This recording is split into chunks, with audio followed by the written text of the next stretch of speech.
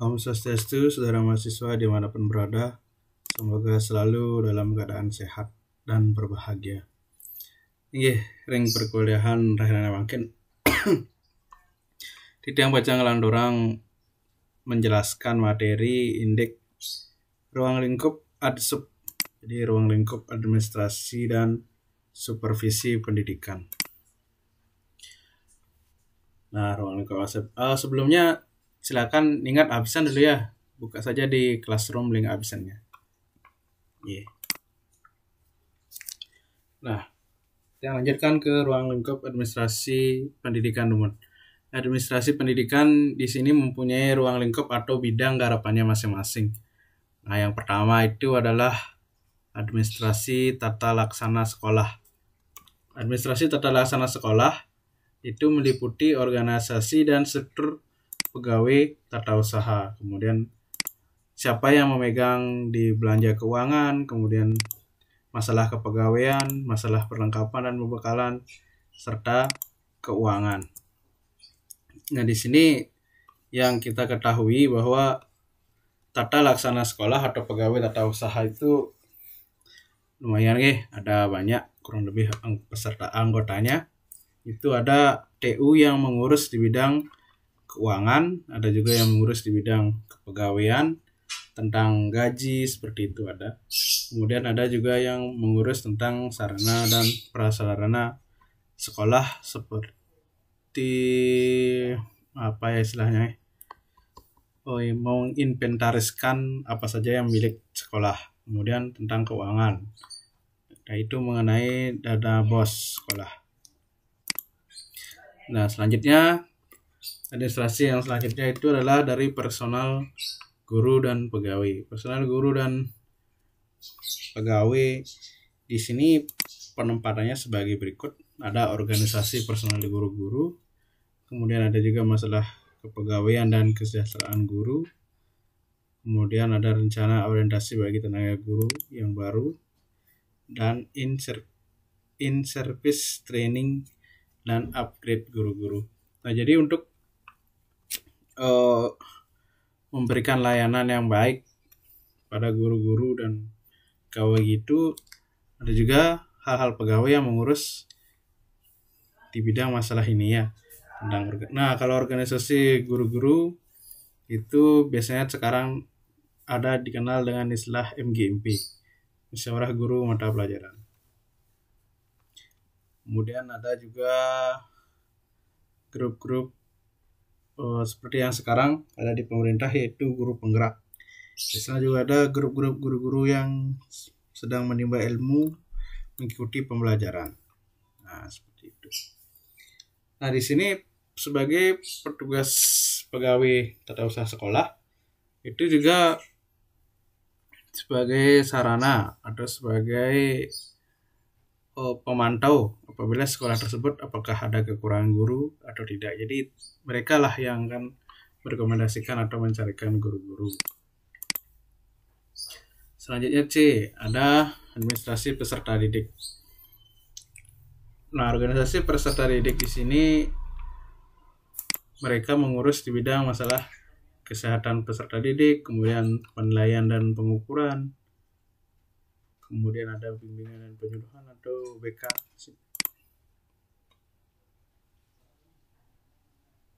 Di ruang lingkup administrasi pendidikan yang selanjutnya itu peserta didik. Di peserta didik mungkin kendala-kendalanya itu ada yang mengalami peserta didik yang misalnya ada yang sakit perut seperti itu. Nanti ada administrasi di sana. Biasanya di sini kalau di SMP itu biasanya ada ruang UKS, usaha kesehatan sekolah. Di sana mungkin diberikan P3K terlebih dahulu dan lain-lain. Kemudian ada juga tentang penilaian dan pengukuran kemajuan peserta didik. Nah, di sini mungkin maksudnya adalah hasil nilai belajar. Jadi ketika peserta didiknya sudah belajar, gurunya memberikan tes, nah di sanalah kita bisa memberikan nilai. Bimbingan atau BK di sini yang mau mengatasi peserta didik yang mengalami masalah-masalah. Nah, untuk di Denpasar itu biasanya ada yang broken ya keluarganya, maaf nih. teknik gurokan, jadi dia biasanya sering curhat-curhat biasanya sih ada saja permasalahan sehingga harus BK yang turun tangan. Selanjutnya administrasinya juga meliputi supervisi pengajaran. Nah, supervisi di sini sebenarnya maksudnya adalah memberikan monitoring, memberikan penilaian kepada guru-guru atau memberikan masukan bahwa ketika nanti pembelajaran mungkin ada gurunya mengalami kendala-kendala itu. Jadi sanalah melalui supervisi ini, sanalah kita akan melihat, bisa mengamati perkembangan guru-guru itu.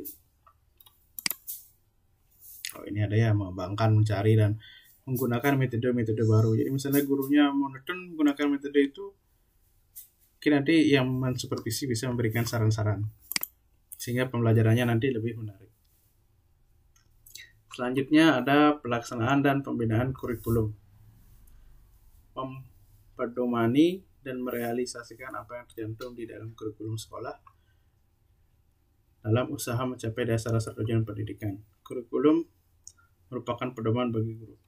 Nah, untuk melaksanakan kurikulum di sini, sebelum biasanya ini kita yang sharing mantan materi, sharing mantan pengalaman menjadi guru di awal tahun pelajaran, sebelum pembelajaran dimulai, itu kita biasanya diberikan workshop mandiri dulu, mereview kurikulum. Jadi kurikulum apa yang akan digunakan pada tahun ajaran ini dan bahan-bahan apa saja yang perlu dipersiapkan sebagai bahan administrasi gurunya.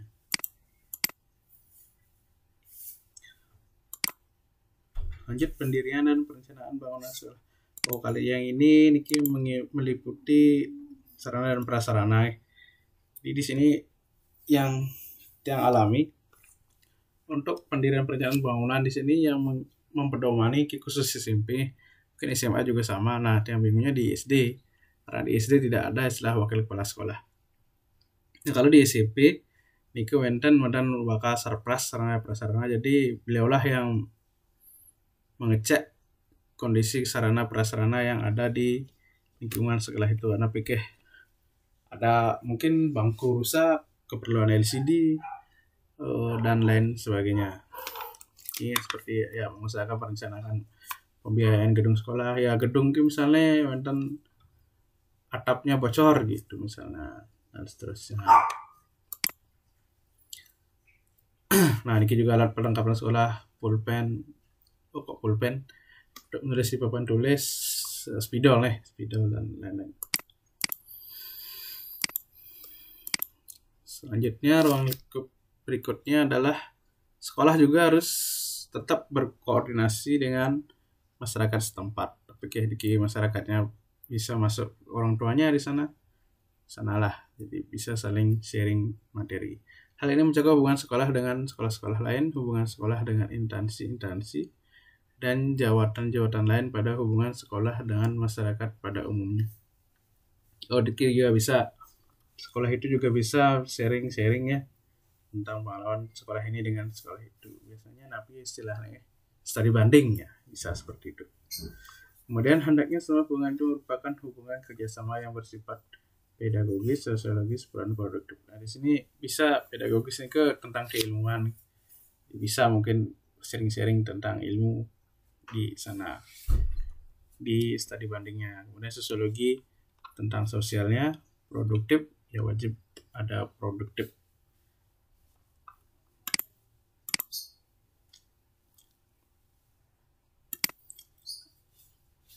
Nah, kita lanjutkan ke ruang lingkup yang berikutnya, yaitu ruang lingkup administrasi pendidikan. Itu ada juga yang bersifat material.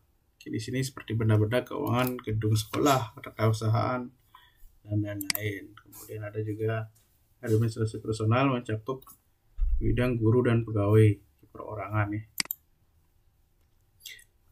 Kemudian untuk kurikulum, pelaksanaan seperti pembagian tugas pengajar. Nah, kurikulumnya ya wajib ketika tahun ajaran baru, pasti ada pembagian tugas mengajar guru. Misalnya saya mengajar kelas berapa, mata pelajaran apa yang diampu dan seterusnya. Nah, itu tadi tentang ruang lingkup administrasi pendidikan. Lanjut ke ruang lingkup supervisi pendidikan. Nah, di sana ada ruang lingkup supervisinya berupa wilayah, daerah, atau tempatnya yang menjadi objek untuk disupervisi.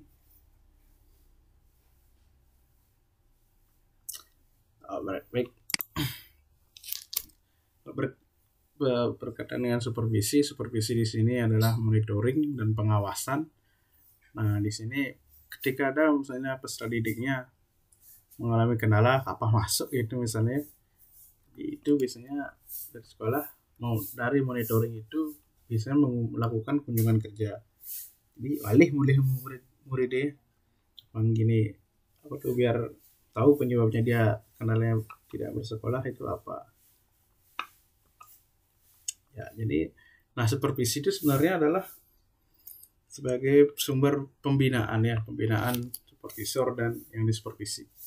Termasuk juga siswa seperti itu. Biasanya kalau punya rumah niki guru BK yang bekerja. Ampun niki yang sharing pengalaman manten ketika saya mengajar di SMP. Nah, mungkin di SD yang lainnya tidak tahu deh. Belum tahu.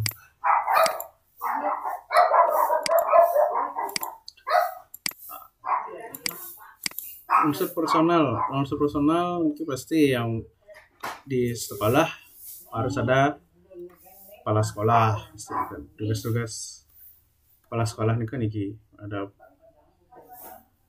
masalah jalannya pendidikan, ya mengawasi jalannya proses pendidikan yang ada di sekolah. Kemudian ada juga di bidang pegawai data usaha, ya ini mencakup tentang masalah pendataan nih, data berapa jumlah siswa seluruhan, berapa yang beragama Hindu, berapa yang lain dan lain-lain. Lanjut juga ada guru. Oke, di sini untuk guru baik guru kelas dan guru bidang maupun guru yang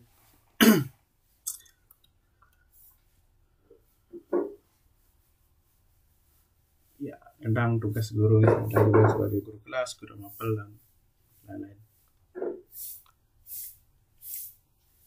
Nah, untuk menunjang kemampuan guru itu juga perlu diadakan pelatihan guru nih.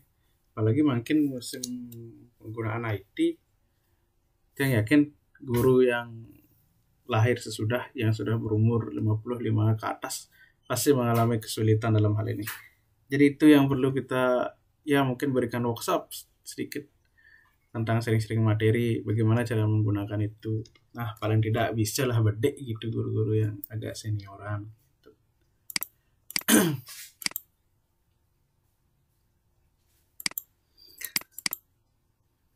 Nah, ini biasanya. Nah, untuk mensupervisi atau memberikan pengawasan terhadap guru, yang dicek itu adalah wawasannya, kemampuannya. Seperti yang tadi, yang kemampuan endok di bidang IT ya berikan nanti pelatihan di bidang IT. Kemudian masalah niki ternyata ada guru yang males juga ngajar gitu. Jadi ketika ada seperti itu yang kita yang penyimpan supervisi harus memberikan motivasi supaya gurunya bisa rajin. Oke nih, bisa rajin ngajar. Nah, ini juga masalah persiapan mengajar guru. Masalah persiapan mengajar guru ini seperti yang saudara-saudara sudah buat kemarin tentang tugas mengenai buku kerja. Ya biasanya itu yang disosialisasikan sebelum mulai pembelajaran. Sebelum mulai pembelajaran itu di bidang workshop yang tadi yang sebutkan. Nah, di sana nanti diberikan cara membuat ini, cara membuat itu. Oke. Tadi ini ada di kendalanya di guru. Nah, makin kalau di siswa apa kendalanya? Biasanya motivasi belajar pasti ya. Murid ini kan ngangon mood maksudnya, kalau moodnya bagus dia mau belajar, kalau enggak ya tidak. Itu ada juga seperti itu. Kemudian untuk menunjang keterampilan yang dimiliki siswa juga perlu adanya ekstrakurikuler dan lain-lain. Kemudian ada juga masalah sikap pada guru dan pada sekolah, gimana sopan apa tidak ya gitu. Nah, lanjutkan ke unsur material yang tadi unsur personal, yang lanjut ke unsur material.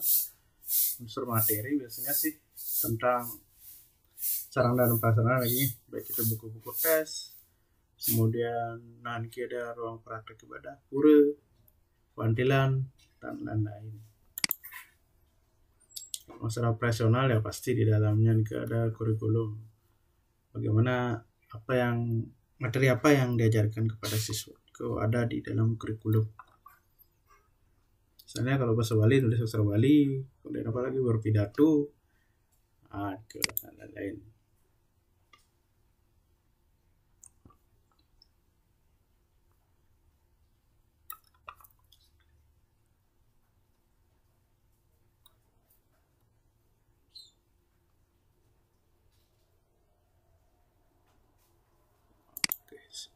Berarti aja nih.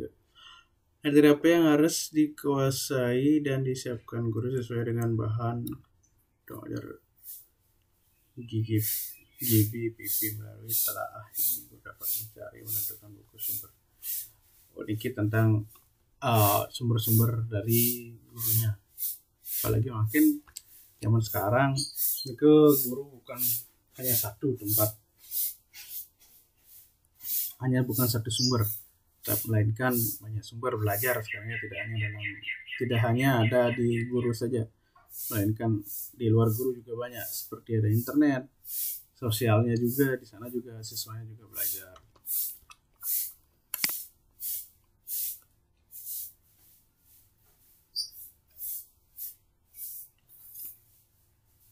Menyusun satuan pelajaran. Ini tentang administrasi guru. Administrasi guru itu bisa dibuat secara serempak atau secara sekali digunakan untuk tembulan gitu, misalnya bisa administrasi guru, perangkat mengajar guru. Menyediakan sumber alat fasilitas belajar untuk siswa. Kalau di sini sih biasanya alat prakteknya ini ada di mata pelajaran IPA Mungkin kalau ada yang komputer yang menyiapkan komputer nih kan. Sini ya, fasilitas belajar, sarana dan prasarana juga ya.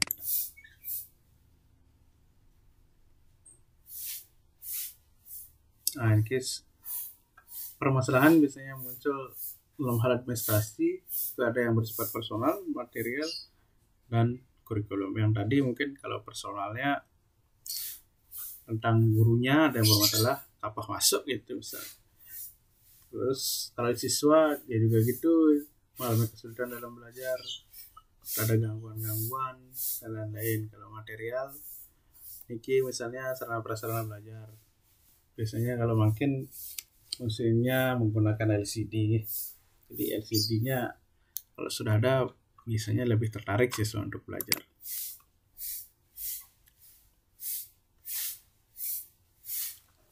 Ini beberapa permasalahan yang muncul antara keluarga dan masyarakat. Dan ada juga sekolah dengan sekolah lainnya.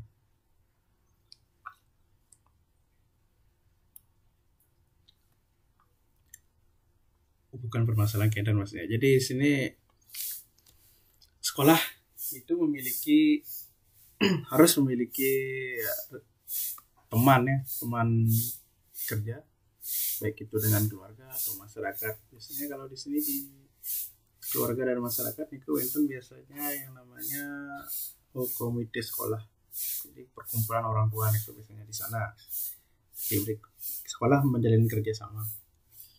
Apakah itu dalam hal mungkin ada komite yang bisa membantu dalam hal pendidikan, contohnya ada menyumbang yang tadi laptop misalnya untuk pembelajaran dan seterusnya. Nah, baik, demikian yang bisa saya sampaikan mengenai ruang lingkup. Jadi ruang lingkup administrasi dan supervisi pendidikan itu meliputi dari segi personal itu di administrasi itu pasti wenten yang namanya pegawai tata usaha. Kemudian ada juga yang pertama itu kepala sekolah, baru pegawai tata usaha, guru, dan terakhir adalah peserta didik. Kemudian kalau di bidang sarana prasarana ya pastinya wenten gedung sekolah, kemudian alat-alat yang ada di dalamnya, baik itu PowerPoint, bukan PowerPoint, apa namanya tadi, LCD, kemudian spidol, papan, dan media-media belajar yang lain, mungkin komputer juga salah satunya. Nah, dan penanganan permasalahan khususnya yang ada di dalam hal guru dan siswa. Entah sekali punika presiden katur materi indik ruang lingkup administrasi dan supervisi pendidikan ini wonten pitaken iring diskusikan ring grup WhatsApp sana sampun Bapak Ibu karyani nih. Makasih sekali punika. Om Santi.